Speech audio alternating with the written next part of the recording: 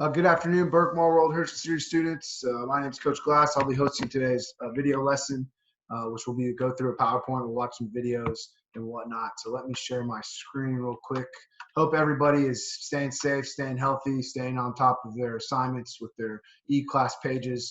And if you have any questions or concerns, make sure you reach out to your individual teachers. Before we get started, I do want to make sure I go over this. Berkmore World History teachers, we are doing live tutoring, help sessions with content every day from 1 o'clock to 2 o'clock in the afternoon. One of the teachers listed, either Mr. Dubovi, myself, Ms. Kilgore, Mr. Sagel, or Mr. Schofer, will be available for you to ask any questions about the content, the assignments, any questions you have. It is a World History Google Meet. So if you click on the link here or linked in your e-class pages, you can come to a live session to go over anything that you have any needs or questions about with world history. So I just wanted to share that with everyone before we get started. So today we're going to continue with Ms. Kilgore was discussing, which is kind of the end of World War I. A big part of that was the Treaty of Versailles and the mandate system that kind of ends the conflict. But another development that happens in Europe at the end of the war is the fall of these two very important families and dynasties that ruled in Russia and ruled all throughout Europe, from really the Habsburgs at the end of the 1200s all the way to the end of World War I, and the Romanovs, which ruled in the beginning of the 1600s all the way to the end of World War I. Down here are the crests, or the royal crest, and you can see a lot of similarities between the Romanov family royal crest and the Hapsburg family royal crests. So I just wanted to show you guys that as well. For today, the AKS that we're covering is Analyze the Destabilization of Europe and the Collapse of the Great Empires, including the Romanov and Hapsburg dynasties, which is what we will be spending a lot of time discussing today. And then essential questions: why did the two royal families in Russia and Austria-Hungary mostly collapse by the end of World War I? And we're going to talk about those things and make sure you guys are aware of everything. I can explain the reasons why and how the Romanovs lost power, and make sure you also can explain the reasons why the Habsburgs eventually lost power. So before we talk about that, the Romanovs, remember, is a review of the Russian Revolution. So when you think of Romanov Dynasty, think of the absolute rulers in Russia before the end of World War I. They ruled in Russia for about 300 years. They were called czars. The last czar was Nicholas II. This is our review. Remember, he had a lot of issues with involvement in World War I, bread shortages, famines. And so because of a lot of his failures as a ruler, we see the rise of the Bolsheviks. See the rise of the Bolsheviks, and remember that's with Vladimir Lenin, eventually Joseph Stalin. They take over Russia. They basically force Nicholas II and his family. They become essentially servants, and they become imprisoned, and they eventually are actually murdered by the Bolsheviks. And that leads to a civil war between the Bolsheviks, the Red Army, and the new army that was supposed to replace the Romanov family. We all know what happened. The Bolsheviks take over, and when the Bolsheviks take over Russia, that is essentially the end of the Romanov family and the absolute monarchy that existed in Russia for about 300 years. So remember, the Bolsheviks took over. They wanted to get out of the war. Nicholas II wanted to stay in the war. A lot of people supported the Bolsheviks movement to get out of World War I. So we see a lot of people pushing for the end of the Tsar regime, which Nicholas gives up the throne peacefully. But the Bolsheviks felt like in order to officially end the family line, they needed to assassinate everyone in their immediate family. This is also the story, if you've ever seen the movie Anastasia. Anastasia was one of Nicholas's daughters. So that's where that kind of story comes in. I'm going to try and play this video for you guys. If it doesn't work, I'll make sure I link it as well, or your teachers link it as well in e-class. So this is just a quick video clip that kind of goes over the end of the Romanov family in Russia.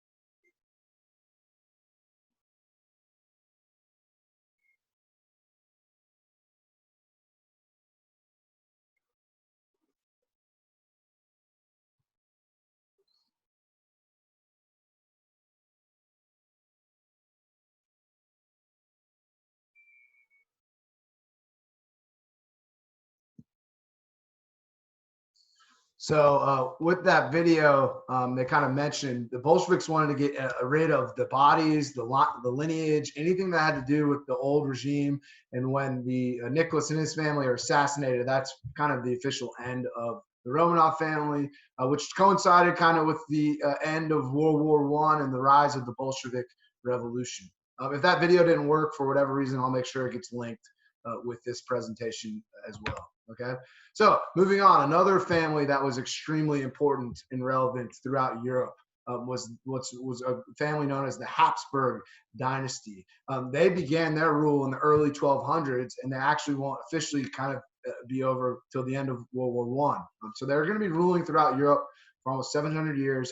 They're one of Europe's most powerful and dominant royal families. They took over a lot of territories and ruled as absolute rulers, but the main areas that they had some influence and control over were in parts of Germany, mostly Austria-Hungary, and then parts of Spain as well. At the peak of the family's empire, which was in the kind of the early to mid 1700s, they technically overruled around 25% of all of Europe's population. And they were able to do this through strategic marriages not only outside of the family, but we also see with the Habsburgs a lot of intermarriage between cousins, uncles, relatives, and whatnot. And that's also a kind of a reason for their decline. Eventually, over time, a lot of that intermarriage led to some genetic issues and some birth defects and some things like that with the family. But the real official end of the Habsburg Dynasty also coincides with World War I. As we remember, the Austria-Hungary Empire was fighting with Germany as the Central Powers. They will eventually get destroyed or taken over. And so the last official Habsburg monarch was the Emperor of Austria and the Emperor of a King of Hungary. His name was Karl I. He, rather than giving up the throne, went into exile. And then officially in 1919, as part of the new Austrian government, they will basically get rid of the Habsburg throne. So both the Romanovs and the Habsburgs end kind of coincide around the same time, which is the end of World War I. Now remember, with Russia, that is the Bolsheviks take over and we have like a civil war. With the Habsburgs, we see the Allied forces basically taking over and winning the war. The Treaty of Versailles, those types of things are going to lead to the end of the Habsburg Dynasty. What replaces them? New countries, new states, new governments. And so this Habsburg family that took over and controlled a lot of Europe is essentially going to be no longer in charge. I have another video about the Habsburg Austrian royal family. We'll watch this very quickly. Like I said, if it doesn't work for whatever reason, I'll make sure I link that video as well.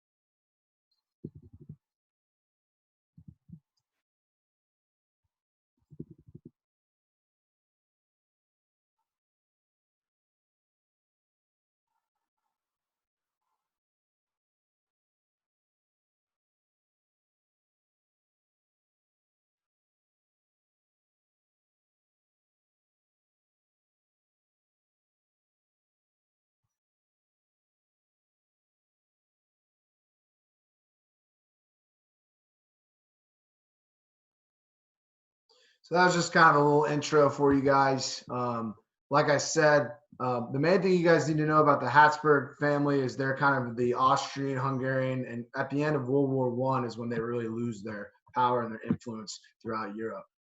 To end the presentation, I do want to show you guys some maps and kind of make sure we understand what Europe and the destabilization of Europe looks like at the end of World War I. So in order to do that, I want you guys to look at this map. So this is Europe before World War I, right? The countries that will fight as the Central Powers will be Germany, Austria-Hungary, and the Ottoman Empire, right? So Germany is not going to lose a lot of territory because they're severely punished by the Treaty of Versailles, right? Now, remember, Russia was part of the Allied forces, but they dropped out of the war because of the Bolsheviks, right? But we'll see when we look at the post-World War I map, we're going to see some changes, and I want to go over those when we get here, right? So you can see here, Germany didn't really lose a lot of land. They lose some, but they're mostly punished by the Treaty of Versailles. If you look at Austria-Hungary, this is before World War I, and this is after World War I. You can see they're forced to split up. They lose a lot of land. The Habsburgs lose all power, right? And then you can also see over here, right, with the Romanovs, right? Before World War I, we had the Romanovs ruling Russia.